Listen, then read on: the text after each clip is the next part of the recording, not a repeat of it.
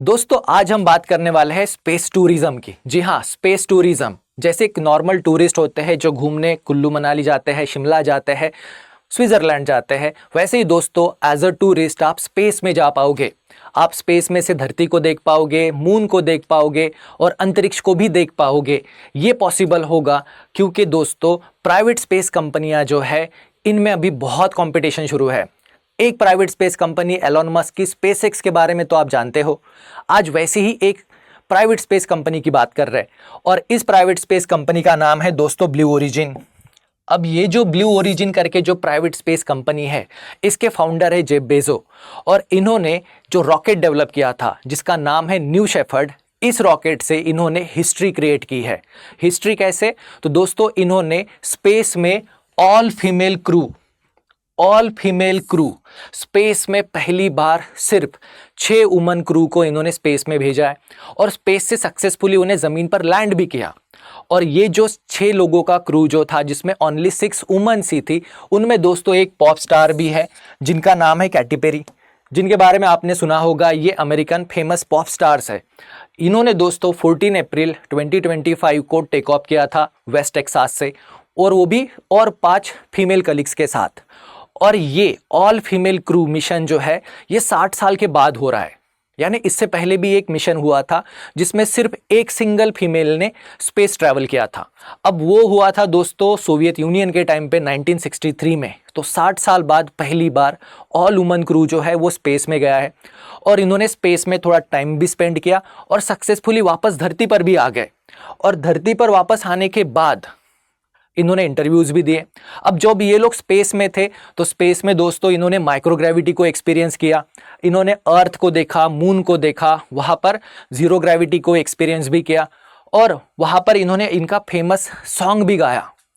इतनी सारी एक्टिविटीज़ जो हुई है तो ये 6 ऑल वुमन क्रूज जो है इसमें कौन कौन था?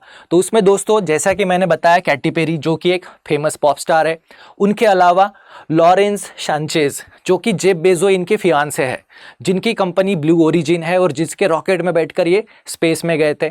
उसके अलावा दोस्तों एक CBS न्यूज़ चैनल की TV होस्ट भी है जिनका नाम है गायल किंग। देन आयशा बोवे ये भी थे जो कि एक नासा की साइंटिस्ट है। एंड देन अमांडा न्यूगेन ये भी एक साइंटिस्ट है। ऐसे सिर्फ ऑल 6 वुमेन्स जो है ये स्पेस में गए थे और इन्होंने स्पेस को एक्सप्लोर किया एज अ टूरिस्ट। और इसके लिए दोस्तों कोई टेक्निकल स्किल की, एक्सपीरियंस, नॉलेज की ज़रूरत नहीं थी। तो एक आम आदमी भी, आप भी स्पेस में जा सकते हो एज अ स्पेस टूरिस्ट। और अभी इसमें प्रॉब्लम बस एक ही है, वो है मनी, कॉस्ट। तो इस पूरे मिशन की जो कॉस्ट है वो ब्लू ओरिजिन कंपनी ने डिस्क्लोज नहीं की कि हर एस्ट्रोनॉट्स को कितने पैसे पे करने पड़े। पर दोस्तों जिस तरह से स्पेस सेक्टर में प्राइवेट कंपनियों की कंपटीशन है उससे नियर फ्यूचर में स्पेस टूरिज्म भी, स्पेस ट्रैवल भी बहुत सस्ता हो जाएगा, ये एक्सपेक्ट करने में कोई बुराई नहीं है। तो दोस्तों सबसे पहला ऑल फीमेल स्पेस क्राफ्ट जो हुआ था वो हुआ था 1963 में। तब एक रशियन एस्ट्रोनॉट जिनका नाम था वैलेंटिना तेरेश्कोवा, इन्होंने USSR के स्पेस क्राफ्ट में स्पेस में गए थे और इन्होंने स्पेस में 3 दिन का टाइम स्पेंड किया था। 3 दिनों तक इन्होंने अर्थ को ऑर्बिट किया और उसके बाद वो सक्सेसफुली धरती पर वापस आ गई थी। पर ये जो अभी रिसेंट मिशन हुआ है, ये पूरा मिशन सिर्फ 11 मिनट का था। जी हाँ दोस्तों, सिर्फ 11 मिनट्स में ये जो 6 वुमन एस्ट्रोनॉट्स है ये स्पेस में गए, स्पेस में इन्होंने टाइम स्पेंड किया और वहाँ से सक्सेसफुली वापस भी आ गए। और इन्होंने दोस्तों एक लाइन क्रॉस की, उस लाइन का नाम है कर्मन लाइन। अब ये कर्मन लाइन क्या होती है उसे हम लोग समझेंगे इसी वीडियो में। तो दोस्तों ब्लू ओरिजिन जो कंपनी है इसका जो रॉकेट लॉन्चर है, जिसका रॉकेट जो है न्यू शेफर्ड, इस न्यू शेफर्ड रॉकेट में बैठकर इन 6 औरतों ने टेक ऑफ लिया था। कहाँ से? वेस्टर्न टेक्सास से। तो ये न्यू शेफर्ड जो है ये एक रीयूजेबल रॉकेट है। रीयूजेबल रॉकेट इसलिए डिज़ाइन किया जा रहा है कि ये जो नीचे वाला पोर्शन जो होता है इंजन वाला, जो कि पहले डिस्कार्ड कर दिया जाता था और जो एटमॉस्फेयर में एंट्री लेते वक्त बर्न आउट हो जाता था, जिससे कि स्पेस ट्रैवल की कॉस्ट जो है वो बढ़ जाती थी। अब ये रीयूजेबल है, यानी इसे आने वाले अलग मिशंस में भी यूज़ किया जाएगा, जिससे कि स्पेस टूरिज्म और स्पेस ट्रैवल का जो कॉस्ट है उसे रिड्यूस किया जाएगा।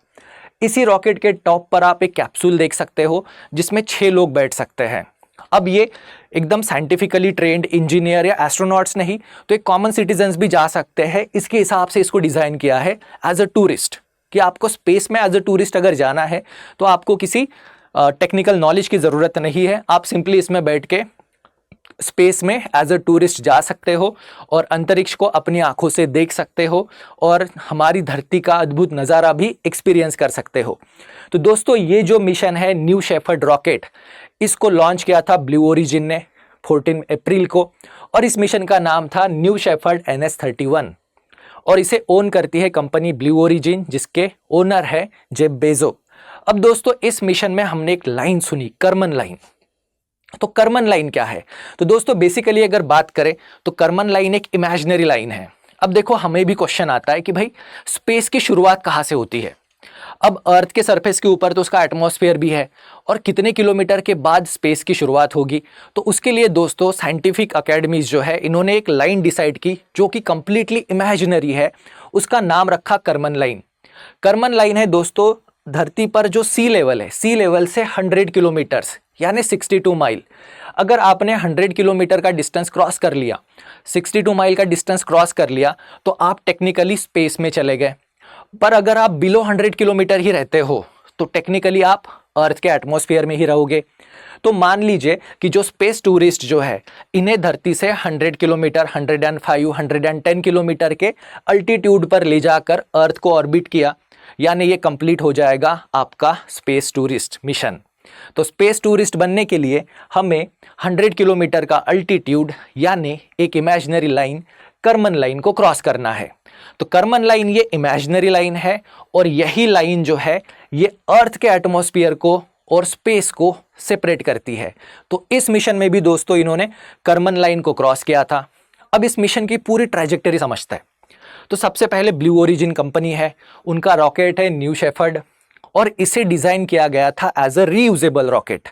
रीयूजेबल रॉकेट मतलब जिसे बार बार यूज़ किया जा सके। तो दोस्तों यहाँ से आप देख सकते हो कि जो न्यू शेफर्ड जो है इसने कैप्सूल के साथ 6 वुमन एस्ट्रोनॉट के साथ वर्टिकल टेक ऑफ लिया। उसके बाद 75 किलोमीटर के अल्टीट्यूड पर कैप्सूल और रॉकेट सेपरेट हो गए। अब ये कैप्सूल जो है इसने कर्मन लाइन को क्रॉस कर लिया, ये कर्मन लाइन के अबोव चला गया, यानी ये टेक्निकली स्पेस में थे 6 फीमेल क्रू मेंबर्स। पर ये जो नीचे रॉकेट जो था ये दोस्तों सक्सेसफुली ज़मीन पर लैंड हो गया और इसे अब अगले मिशन में यूज़ किया जा सकता है, यानी ये बन गया रीयूजेबल रॉकेट।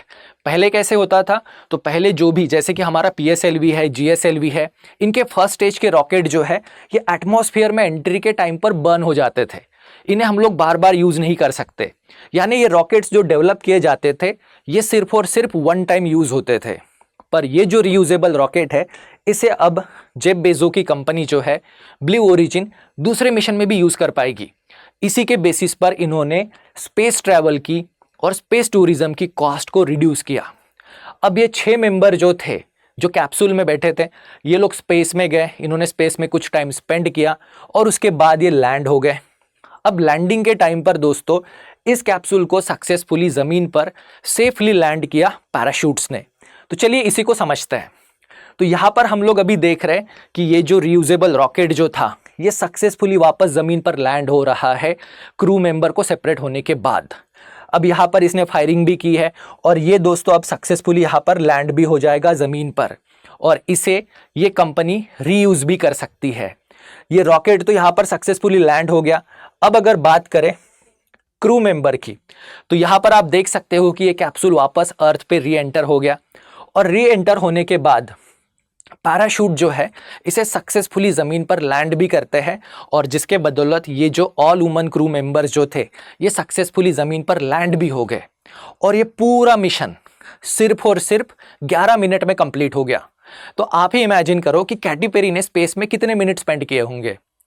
हाँ दोस्तों, जहाँ पर उन्होंने गाना भी गाया, फोटो भी खींची, अर्थ को भी देखा और ज़मीन पर वापस आने के बाद धरती को चूमा भी और कहा कि भाई यही बेस्ट प्लेस है रहने के लिए, धरती ना कि स्पेस।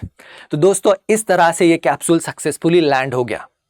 तो स्पेस टूरिस्ट अगर आप बनना चाहते हो और स्पेस में एज अ टूरिस्ट जाना चाहते हो तो दोस्तों ये 2 लोग हैं जो हमारा सपना पूरा कर सकते हैं।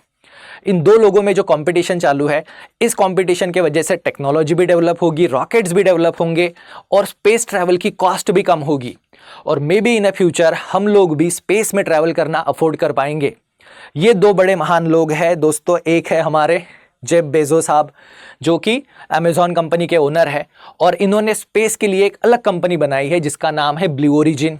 और इसी ब्लू ओरिजिन कंपनी ने एक रॉकेट डेवलप किया जिसका नाम है न्यू शेफर्ड, जो कि एक रीयूजेबल रॉकेट है और जिसका डेमोन्स्ट्रेशन इन्होंने अपनी फियांसे मंगेतर और केटी पेरी को स्पेस में भेजकर दिखा दिया। दूसरे महान व्यक्ति है एलोन मस्क। इनकी फेमस कंपनी है टेस्ला जो कि ईवी कार बनाती है और इन्होंने ही स्पेस के लिए कंपनी बनाई स्पेसएक्स। और स्पेसएक्स ने भी दोस्तों ऑब्जेक्टिव क्या रखा, स्पेस ट्रैवल को चीपर करना। इनफैक्ट ये तो चाहते हैं कि मंगल पर इंसान चले जाए। इसके लिए इन्होंने दो रॉकेट डेवलप किए। एक रॉकेट जो है इनका फेमस, उसका नाम है फाल्कन 9 और दूसरा रॉकेट ये जो डेवलप कर रहे हैं उसका नाम है स्टारशिप जो कि जो डीप प्लानिटरी मिशंस है उनमें यूज किया जाएगा। तो दोस्तों ये दो लोगों में जो प्राइवेट स्पेस कंपनीज है जिनमें जो कंपटीशन है जिससे स्पेस टूरिज्म पॉसिबल हो सकता है और स्पेस टूरिज्म की कॉस्ट भी रिड्यूस हो जाएगी और एक आम आदमी भी स्पेस में घूमने जा पाएगा। तो दोस्तों इस बारे में अपना ओपिनियन बताइए, क्या भारत में भी स्पेस सेक्टर में प्राइवेट कंपनियां हैं? क्या गवर्नमेंट ऑफ इंडिया ने भी भारत में प्राइवेट सेक्टर को प्रमोट करना चाहिए स्पेस में कि वो भी अपने ऐसे मिशन लॉन्च करे, रॉकेट डेवलप करे, या सारा का सारा काम अकेला इसरो ही करे? तो दोस्तों इस बारे में अपने कमेंट जरूर बताइएगा कि इसरो या हमने भी प्राइवेट स्पेस कंपनियों को प्रमोट करना चाहिए। तो दोस्तों स्टडी IQ PCS, जी हाँ, अगर आप PCS ऑफिसर बनना चाहते हो, आप किसी भी स्टेट से बिलोंग करते हो, आप यूपी से बिलोंग करते हो, बिहार है, मध्य प्रदेश है, महाराष्ट्र, पंजाब, हरियाणा, उड़ीसा, वेस्ट बंगाल, आसाम, तो दोस्तों स्टेट PCS ऑफिसर बनने की जर्नी में सबसे इंपॉर्टेंट चीज़ होती है NCERT का नॉलेज। दूसरी इंपॉर्टेंट चीज़ होती है गाइडेंस। तो दोस्तों स्टडी IQ PCS आपके लिए लेकर आया है निश्चय 11 बैच। अगर आप इस बैच में दोस्तों इनरोल हो जाते हो 15 अप्रैल से पहले, तो दोस्तों ये बैच जो है आपको बहुत ही रीजनेबल रेट में अवेलेबल है, सिर्फ 9,999 में। पर इस बैच में आपको NCERT का कोर्स फ्री ऑफ कॉस्ट है। जी हाँ दोस्तों, NCERT बहुत बेसिक है, उनके बिना आप स्टेट PCS एग्जाम क्वालिफाई करने के बारे में सोच भी नहीं सकते हो।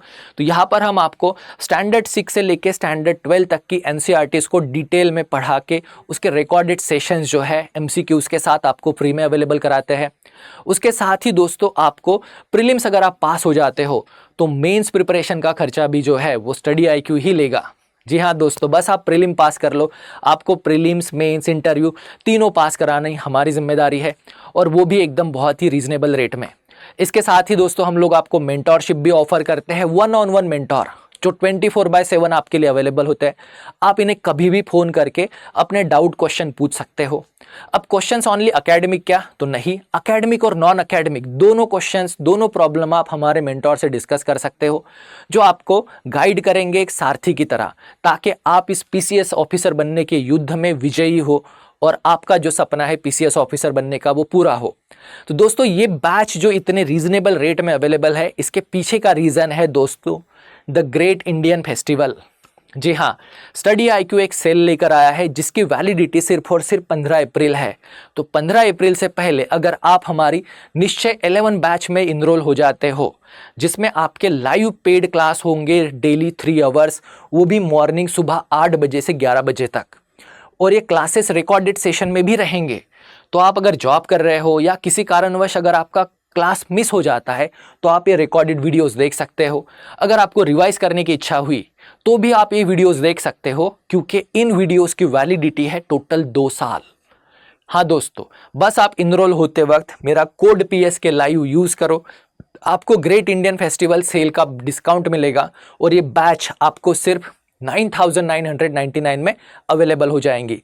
अब दोस्तों मैं आपके लिए इसी चैनल पर ऐसे ही साइंस टेक से रिलेटेड वीडियोस लेकर आता हूँ, करंट अफेयर से।